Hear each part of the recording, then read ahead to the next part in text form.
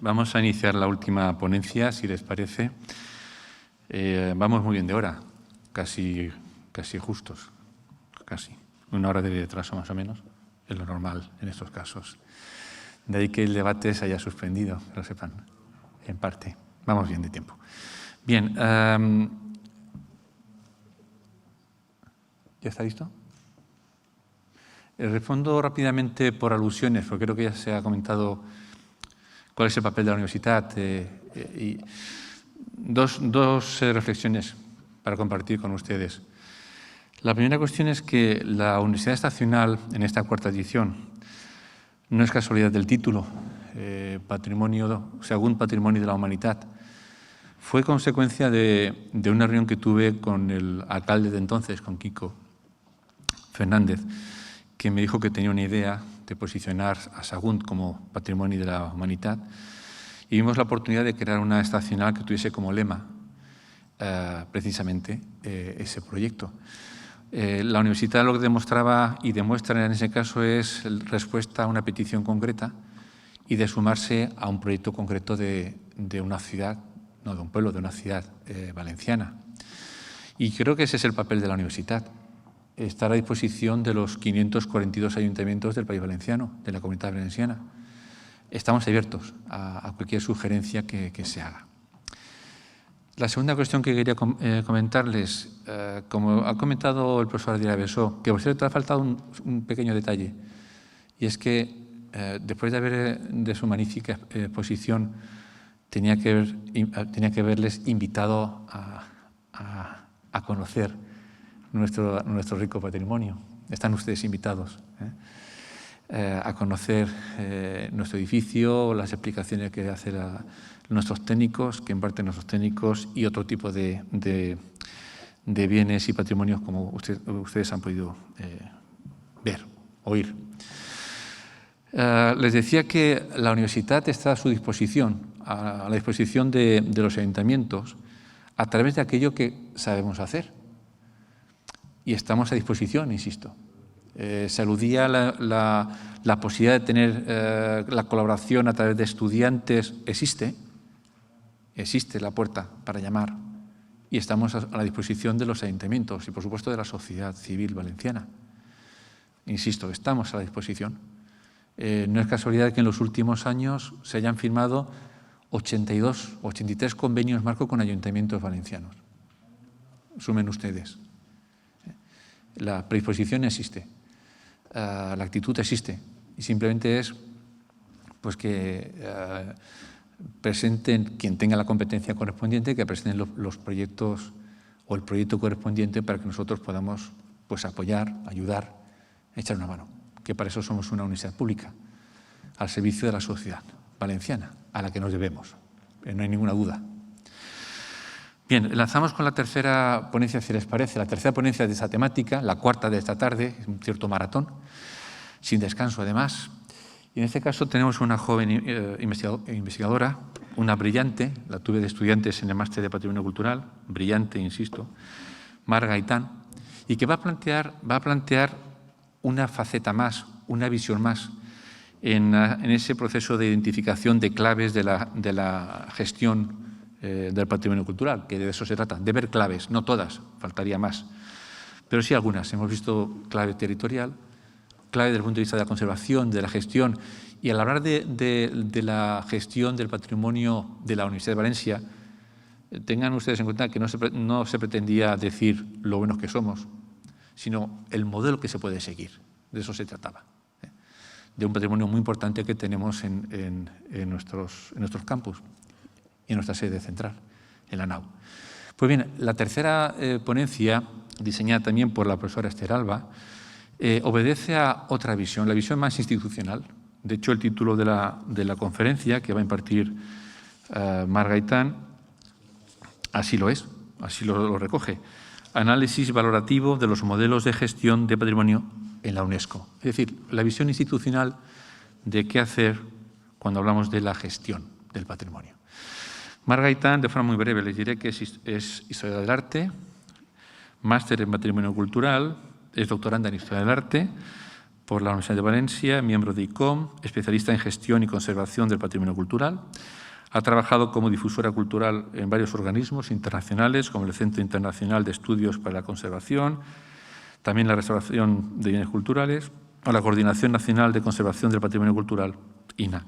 Recuerdo que incluso trabajó en Roma, si no recuerdo mal, tiene una experiencia internacional, siempre en patrimonio cultural, y ahora forma parte de un equipo dirigido por la profesora Esther Alba, forma parte del equipo investigador de Esther Alba, un proyecto europeo muy interesante sobre SIGNOW, que igual hace referencias. Marc, gracias por estar entre nosotros, con nosotros, y tiempo prudencial, ¿vale? Muchas gracias. Antes que nada, dar las gracias al vicerrector y a la doctora Esther Alba por haberme invitado y, por supuesto, al ayuntamiento. Como bien ha dicho el vicerrector, yo me voy a centrar un poco más en un aspecto muchísimo más institucional, en la parte de la UNESCO. Y lo voy a hacer en una clave histórica, no podía ser de otra manera, soy historiadora del arte. Bueno, en primer lugar, vamos por parte histórica, ¿no? ¿Cómo pasamos de la concepción del monumento, esa concepción europea, a una concepción ya más internacional del patrimonio inmaterial? Bueno, como muchos de los que estáis aquí sabéis, la Carta de Venecia en 1964 es la carta fundacional en materia de conservación. De ella, de lo que quiero destacar es el apartado de monumento. Ellos dicen que comprende la creación arquitectónica aislada, pero también el conjunto urbano. Y sobre todo ellos dicen que para conservar algo debemos de fijarnos en la fábrica, en el aspecto original de la obra. Luego, un año más tarde, se constituye el ICOMOS. No sé si lo sabéis, pero es el Consejo Internacional de Monumentos y Sitios. Ellos separan, por su parte, los monumentos de los sitios. Los monumentos, para ellos, es la propiedad y también los edificios, mientras que los sitios es un grupo de elementos. Ellos sí que dejan bien claro que ellos no contemplan los bienes muebles, porque eso se lo dejan al ICOM, que es el Consejo de Museos. Van pasando los años y el concepto de patrimonio cultural se asienta en la Convención de la UNESCO del 72. Esta convención nos dice que el patrimonio cultural incluye tanto los monumentos como los sitios, pero incluye el grupo de edificios y también el patrimonio natural. Esta concepción prácticamente no va a cambiar hasta nuestros días. Lo que sí que cambia son las directrices patrimoniales de cómo debemos gestionar y conservar el patrimonio cultural. Eso es lo que cambia. ¿Cómo lo cambia? Pues a través de innumerables cartas, recomendaciones, declaraciones que son fruto de numerosos estudios, pero también de distintas visiones. Desde una visión muy eurocéntrica, como es la de la Carta de Venecia, que es verdad que ya no está muy aceptada porque no dejan de ser valores universalistas, hasta lo que hoy consideramos que es justamente lo que antes nos estaba contando la profesora María Dolores, que nos decía, bueno, es que es la gente, ¿no?, la que tenemos que tener en cuenta, las comunidades. Bueno, pues uno de los cambios fundamentales es la llamada Carta de Burra, que esta fue en 1979, es producto de ICOMOS Nueva Zelanda. Aquí ya os iré diciendo, ¿no?, pero fijaros cómo ya van siendo ICOMOS, ICOM, ICROM, no tanto la UNESCO, sino son estos organismos que forman parte del comité de la UNESCO quienes van haciendo este tipo de cartas. Bueno, esta carta se actualiza posteriormente 3 veces, pero ya lo que destacamos primero es el sitio. Ellos dicen, bueno, el patrimonio cultural está aquí, puede ser un monumento, puede ser un grupo de edificios, pero también me debe interesar lo que está alrededor, porque no puedo no cuidarlo, no puedo no conservarlo, no puedo no tenerlo en cuenta. Y luego también nos dice que es muy importante la significación cultural, que esto es fundamental, porque por primera vez alguien introduce en la conservación y gestión del patrimonio cultural el concepto de valores. Y bueno, ellos nos dicen que el patrimonio no es un ente en sí mismo, sino que somos nosotros, la comunidad, y esta es otra de las cosas fundamentales, que por primera vez habla de comunidad. Y entonces dicen que somos nosotros los que le damos un conjunto de atributos estéticos, históricos, científicos, sociales o espirituales que debemos de valorizar y tener en cuenta a la hora de gestionar. Y esta carta, como os digo, es fundamental, porque a día de hoy se mantiene este tipo de visión. ellos nos dicen que esta es la actual, la carta de Burra, que queda muy pequeñita, pero bueno, os lo iré diciendo, que primero dice, bueno, ten en cuenta, aquí dicen understand the place, entiende el lugar, que se puede traducir tranquilamente por entiende tu patrimonio cultural, estúdialo, investígalo, define su historia, sus usos, todo, su concepción, pero luego dice, entiende su significado cultural. ¿Esto qué es? Pues esto es, pregúntale a tu comunidad qué es lo que entiende sobre este patrimonio.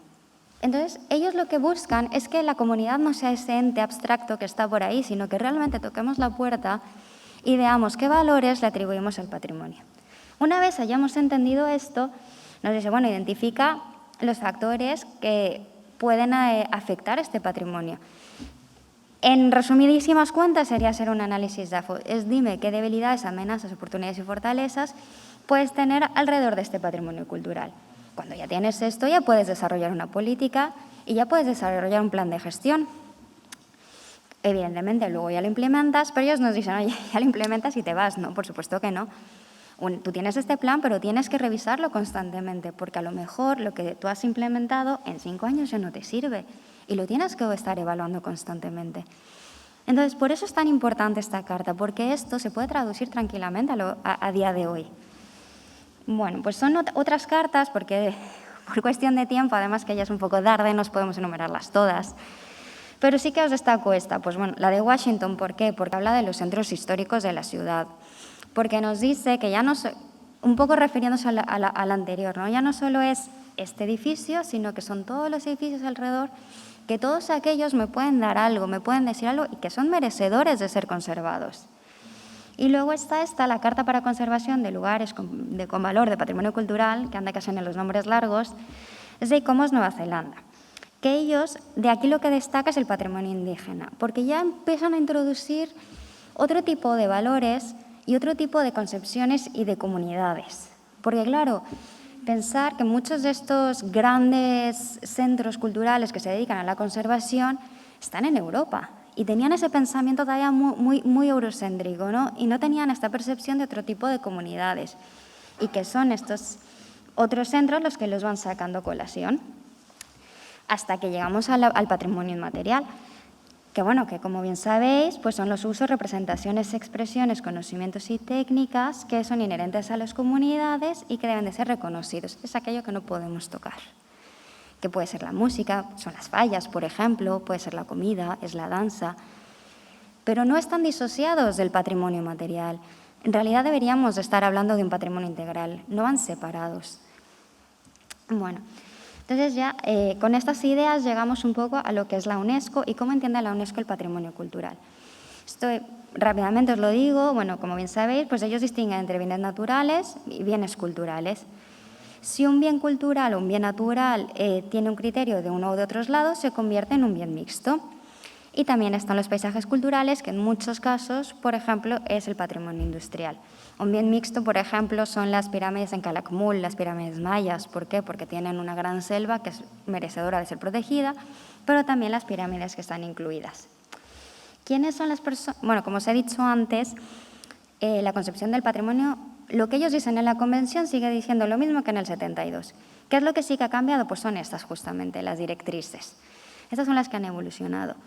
¿Quiénes son los encargados de cuidar o de proteger o de poner el sello? Es el Comité del Patrimonio. Ya están formados son 21 miembros que son elegidos bianualmente y están representados o asesorados por un comité, que es el ICROM, que es el Instituto de Conservación y Restauración de Bienes Culturales.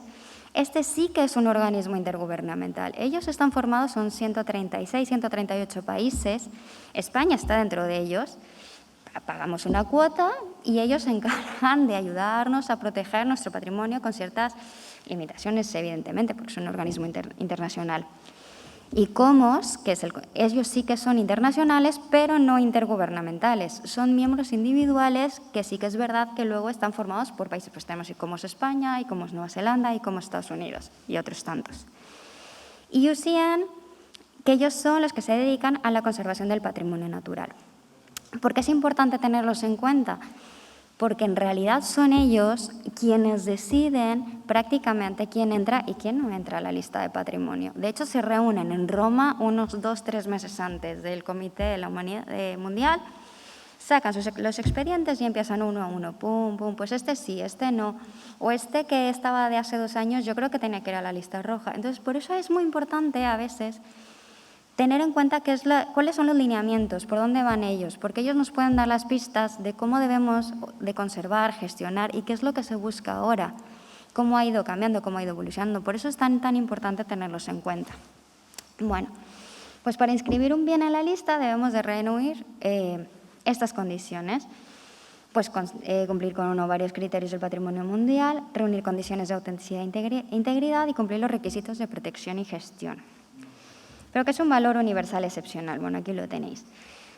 La UNESCO nos dice que es un elemento o algo que tenga una importancia cultural o natural tan extraordinaria que trasciende a las fronteras nacionales y cobra importancia para las generaciones presentes y futuras y, por tanto, es merecedora de conservación. Estas, evidentemente, también han cambiado, desde una versión muy eurocéntrica hasta ahora. Son 6 los criterios que abarcan lo que es el patrimonio cultural. Es muy raro que se incluya en la lista un bien cultural o un conjunto de bienes únicamente con un solo criterio. Es rarísimo, generalmente van mezclados.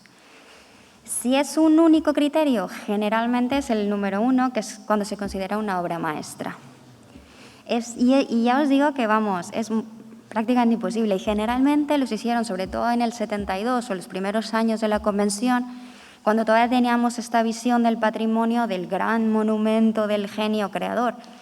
Ahora, no, si queremos presentar algo del patrimonio de la humanidad, tenemos que ser conscientes de que el patrimonio que presentemos debe de cumplir más de un criterio. Si no, va a ser muy, muy difícil que no lo acepten.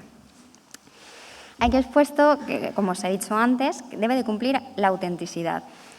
Y estaba un poco con sorna, ¿no? Porque dice la Carta de Venecia contra la Carta de Nara.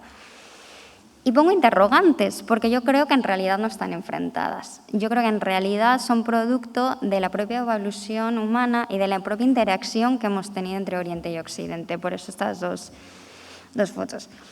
¿Por qué? Porque la Carta de Nara, ¿qué es lo que hace? Esta es una carta fundamental. Igual que la Carta de Burra, la Carta de Nara es una de estas cartas que marcan un antes y un después en el patrimonio cultural. Yo creo que los que la gestionaron, los que fueron los creadores, estaban muy lejos de imaginar hasta dónde podían llegar. De hecho, ellos se reúnen en Nara, en Japón, y la idea que tenían era sobre todo de parte de los conservadores y restauradores japoneses. ¿Por qué? Porque nosotros en Occidente tenemos una visión del tiempo muy lineal. Nosotros tenemos pasado, presente y futuro. Y así es como entendemos la vida y el tiempo. Pero en Oriente no.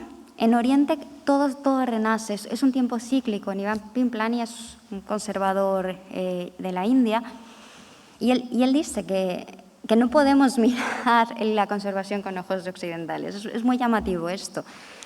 ¿Por qué? Porque cuando están en Nara, ellos lo que querían era que se aceptasen unos templos japoneses como patrimonio de la humanidad. Pero sabían que no iban a ser aceptados a menos que se cambiara cómo concebíamos la autenticidad. ¿Por qué? Porque son unas tablas de madera, se fracturaban, se deterioraban con el tiempo, evidentemente, y aquí en Occidente lo que hubiéramos hecho, bueno, le hubiéramos puesto ahí un algo para que no se siguiera rompiendo, ¿no? Seguramente unas placas o algo. Ellos no. Ellos, como entienden la concepción del tiempo muy cambiante, pues ellos cogían otros tablones, lo ponían con las técnicas tradicionales, con artesanos tradicionales, y para ellos seguía siendo igualmente auténtico. Entonces ellos querían romper con esta visión. De hecho, es muy común que los monjes budistas, por ejemplo, sean quienes repintan las pinturas. ¿Lo consideran como que están haciendo un falso histórico? No, porque es el tiempo para ellos, es circular, no como el nuestro. De hecho, Paul Philippot, que fue el primer director del ICROM y fue un gran conservador, decía que la conservación y la gestión es un hecho cultural. Y esto es fundamental para entender la Carta de Nara, porque ella nos dice que la diversidad del patrimonio cambia en tiempo y espacio y que debemos respetar todas las culturas, porque incluso dentro de una misma cultura puede cambiar. Por tanto, dice que todos los juicios de valor deben de ser enfocados según cada uno. No debemos de tener criterios absolutistas, como nos decía la Carta de Venecia, sino que debemos de ser conscientes de que el patrimonio varía y que de las comunidades que somos quienes dotamos de valores al patrimonio, tenemos concepciones distintas. Y esto es fundamental.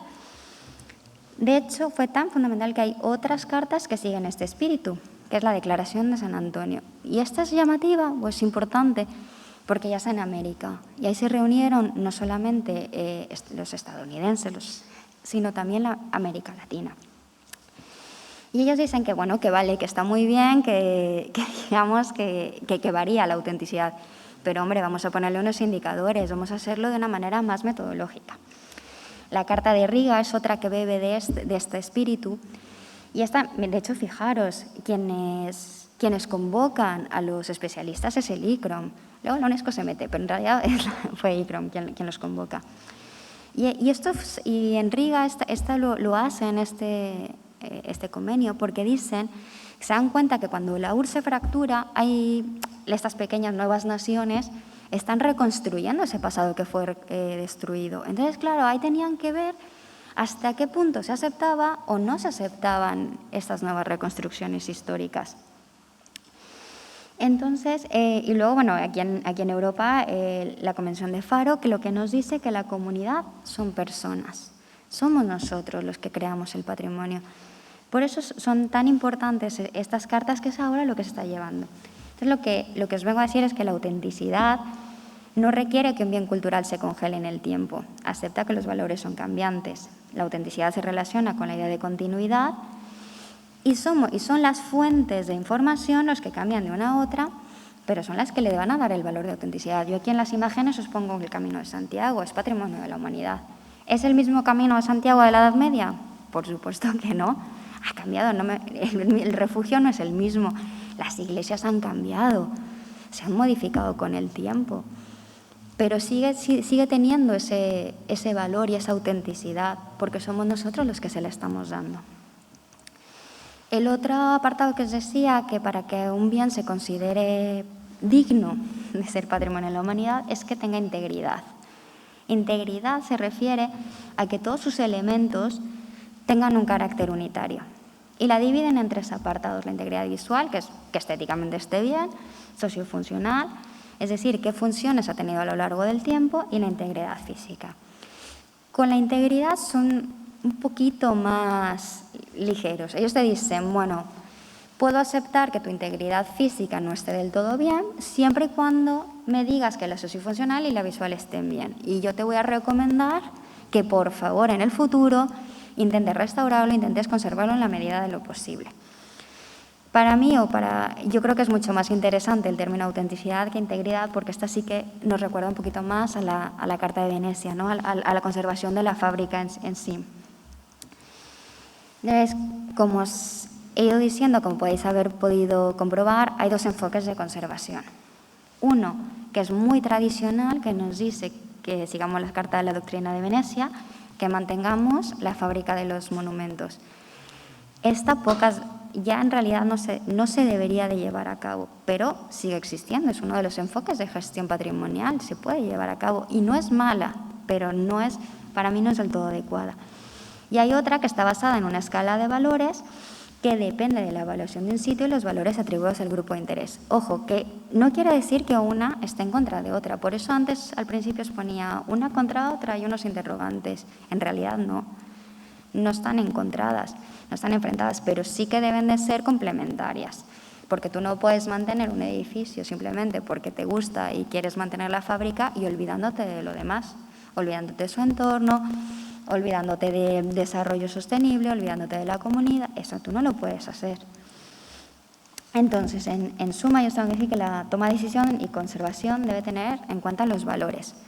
Estas metodologías no son una checklist que debamos de llenar, no es un ABC, sino que debe de ser un marco metodológico que debemos aplicar según cada caso. Cada caso debe ser tratado de manera única, de una perspectiva holística. Hoy mismo, ¿no? Hoy hemos hablado personas de distintas áreas. No puede ser una única persona con una única formación. Debemos de ser todos los profesionales, pero no solo los profesionales, también la comunidad, también las distintas asociaciones, las distintas industrias, los empresarios. Todo el mundo debe de tener voz y voto en la toma de decisiones, porque si no, está condenado al fracaso. Porque, y esto es muy importante, que yo creo que es una de las cuestiones que se han remarcado en las 3 mesas, que el patrimonio cultural ha sido creado por la gente y ha sido creado por y para la gente. Es que esto es fundamental, porque si no, no tiene sentido que lo conservemos. Y la UNESCO, en todos sus aspectos, lo que nos dice es esto, que no lo perdamos de vista. De hecho, ahora hay una nueva metodología que se está implementando desde ICROM, que por eso que os digo que yo estoy convencida de que es la que se va a acabar adoptando en la UNESCO en un par de años, si no es que ya la están adoptando prácticamente, que bebe mucho de la Carta de Burra y que en realidad es la que nos estaba comentando María Dolores. Ella lo llama People Centered Approach.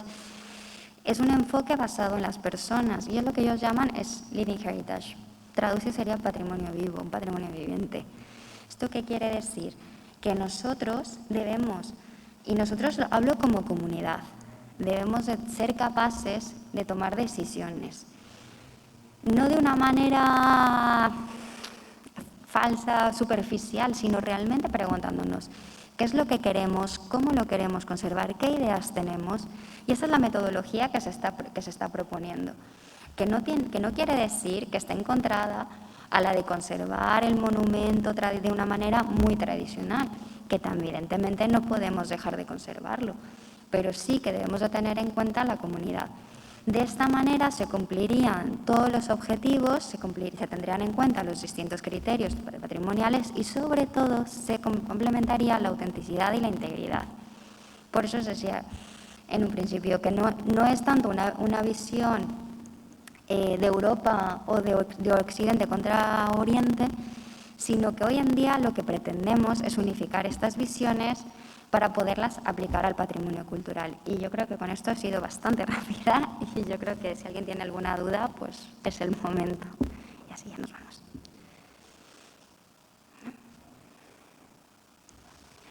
Pues nada. Bueno, pues ya está entonces, que ya es tarde.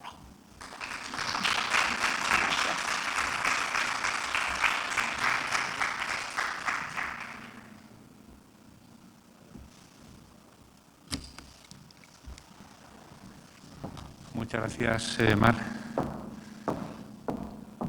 Bien, pues nada más, si les parece, vamos a dejar aquí el testigo. Espero que el próximo año nos volvamos a ver en la 5ª edición. Esperemos que en otras circunstancias, que tengamos más participación. Seguiremos editando también en online, porque creo que ha sido una respuesta muy positiva, no solamente para ese escenario de la pandemia, también para el futuro. Creo que llegamos a más vecinos, a la sociedad en general. Les comento que lo que estamos emitiendo se está grabando y lo necesitan, incluso si son docentes y lo quieren para sus clases, va a estar a disposición del gran público. Nada más, simplemente una última consideración antes de hacernos una foto en grupo, y es agradecer a mi equipo técnico, como siempre, que ha estado a la altura, como siempre. Son grandes profesionales. Gracias, Bea, gracias, Cristina. Gracias al TAU, a los técnicos que hemos tenido realizando la producción para que llegue al gran público, a Pepe, a Miguel, a Joan, a los ponentes, Adrià, Mar, María Dolores, también Andrés, que se fue, Andrés Boix.